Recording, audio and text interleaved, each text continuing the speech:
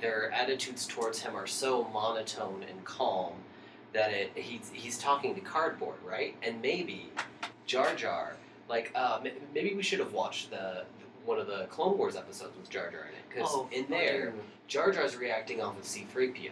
C-3PO is this neurotic straight man, and because you have that straight man, goofy dynamic, all of a sudden, you're dealing with. Why are you laughing, Jared?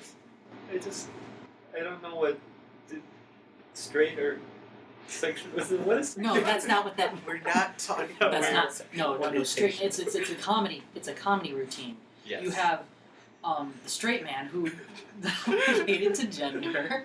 He's like the calm one, like the calm person. He's the voice of reason. The voice of in reason. The scenario. It's like Abbott and Costello. Or in the situation, it would be me. And we have one scenario that does play with this in the prequels, which is when Qui-Gon Jinn catches Jar Jar's tongue. Otherwise, there's so little interaction.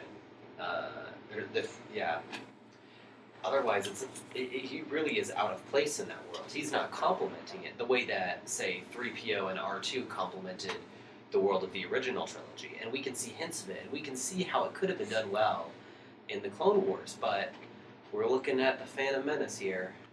I mean, we're talking about Jar Jar in general, so we could dip into the Clone Wars and the other movies. Why is everything pro Jar Jar? I don't understand. I'm not saying it's pro Jar Jar. Well, Hey, let's talk about the Clone Wars. How about we think less of what does Jar Jar do for the story, and what does...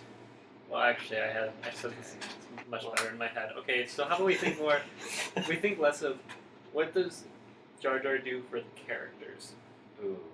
Right? So, for example, I just watched the clip this morning where Qui-Gon saved Jar Jar when he grabbed him and he's going to run over with that tank. Yeah, transport. Right. So, would that not show Qui-Gon's moral standing of just saving a life, and then they just kept him going, and they saved him, and they brought him out from that underwater place after he was going to just get trapped there, and it just showed their moral standing as just genuinely good people. I'm sorry. You can go ahead. Okay. It may say something I don't know. I'm not as deep. I mean, I'm a Star Wars nerd, but I'm probably not as deep as lots of Star Wars nerds are. I don't know if there's like a thing behind Gungan society or anything, because I know nothing about that.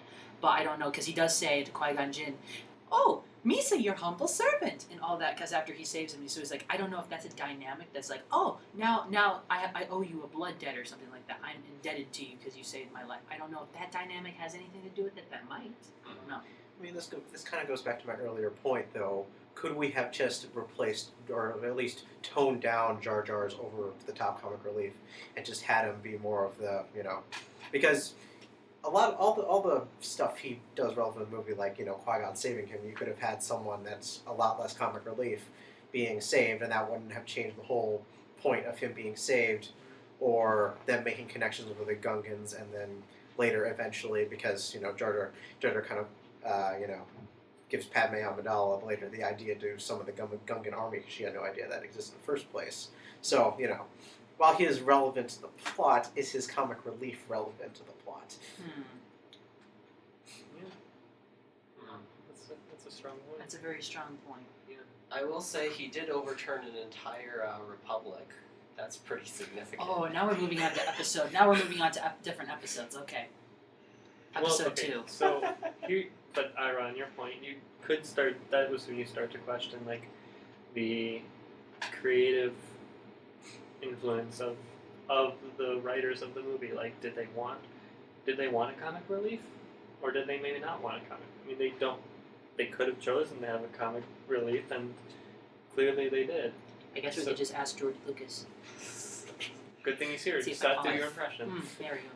George, what's well, your hey buddies, I think I'm gonna steal a joke from one of my friends and say, hey kids, watch Strange Magic. I'm George Lucas, and go Google obscure films on YouTube if you want to see what I just ripped off there. I repeat, do not watch Strange Magic. I repeat, do not watch Strange Magic. I think George Lucas probably was distance himself from Star Wars. So if he was here, he would say, "Leave me alone." But on a more legitimate angle, he does say things about how he believed Jar Jar was the funniest character he'd ever created. So you're on our side now. Ooh. I'm saying no. I'm Now saying we're the gonna- authorial intent Okay. is that he should be the funniest one. Let's just say that he said, "I think that I think Princess Amidala is the coolest character in all of Star Wars." That would not be a pro Amidala argument. That would be, here's what George Lucas was intending. That does not mean that came across to the audience. So is Right. the core of art the comprehensibility, like you guys were talking about the integrity of Jar Jar to the storyline. So is it more about the story as a self-contained entity? Is it about authorial intent, or is it an audience perception? I would argue it's an audience perception. Otherwise, why mass market this thing? Why spend all this money pushing it out to other people and getting money back in Why make if it is not for their purpose? If it is only for their detriment, then you are detrimenting many for the sake of money, making art an immoral act. Why make Jar Jar a collectible toy that you can not open in like 20 years so it stays valuable? Exactly. Why do that if Jar Jar is not to be beloved as C-3PO? Ooh, that's a debate for another day. It's a good question, and it's Sorry, hard. that was too far. Dude, no, we're going deep. This is good. Mike is going to play the audience. What you shiny, What do okay? you think about Sorry, your sorry, red we're- eyes? Okay, Color. color. So, may I ask you to give me a shorter layman's recap of what you just said? Because I think I got distracted. About C-3PO or about Jar Jar? About Jar Jar, please. Oh, okay. I know you mentioned Secret. You were kind of.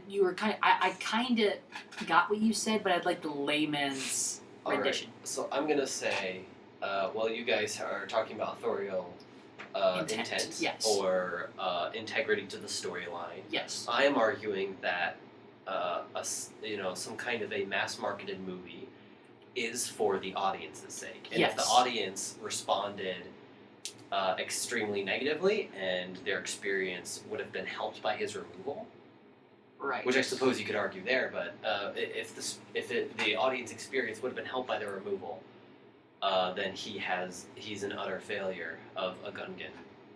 So let me just ask you this. Instead of a dog. This goes back to our argument about whether or not the first movie is relevant. Let's suppose you just Go ahead, Jared. hack Jar Jar Binks out of the movie. All right.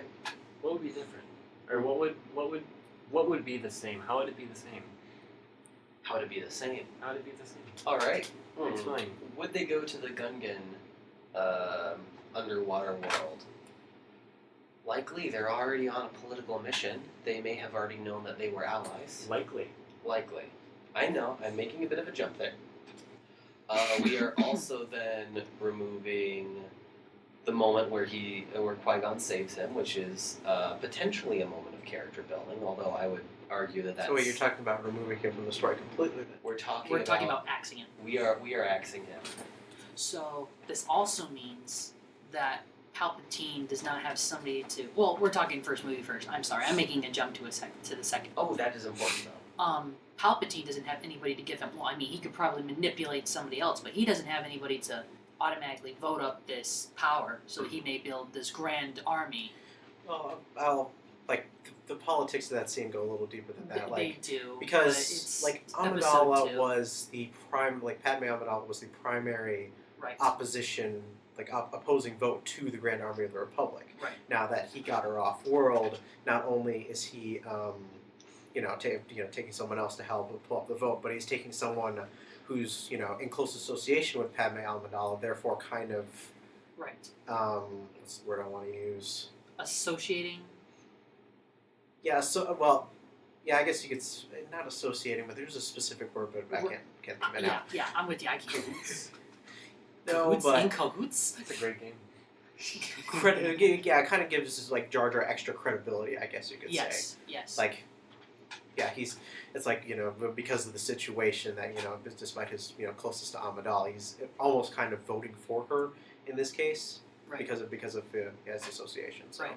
All right, what's our timestamp at? We have 5 minutes. Okay, do we want to just... I don't know if we have a winner. I think there's a potentially good way to narrow this down. Or at least I have an argument that I think is pretty effective. Okay, So, deliver. I would say there are two main purposes that George Lucas had in terms of what this prequel trilogy would accomplish artistically and add to this whole Star Wars universe and to be able to communicate broader ideas. I'd say the two things are the fall of Anakin to Darth Vader. Yes. So you have this whole, fall to evil, which Jar Jar probably didn't influence, but I don't know. Andy, that's it's so good to see him.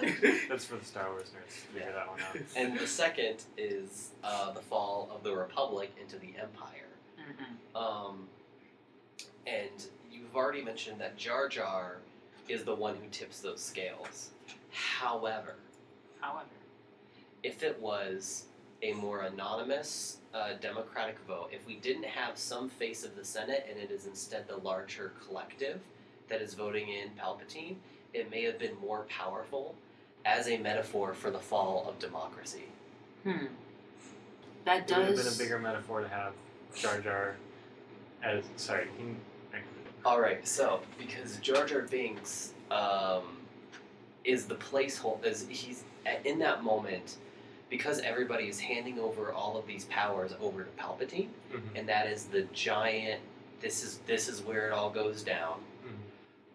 If you remove Jar Jar and instead have it so that we don't have a single face for it, it represents the larger scale of the galaxy. So that gives us a bigger sense of gravitas to this, a more abstract angle with which to view the fall of the democracy, and also perhaps better represents democracy. It's not about one representative speaking for everyone. It is too many people to see and name. It's affecting so many people all at once. And simply focusing it on a comic relief character maybe removes that gravitas. Well, I don't see what the problem with having a comic relief character.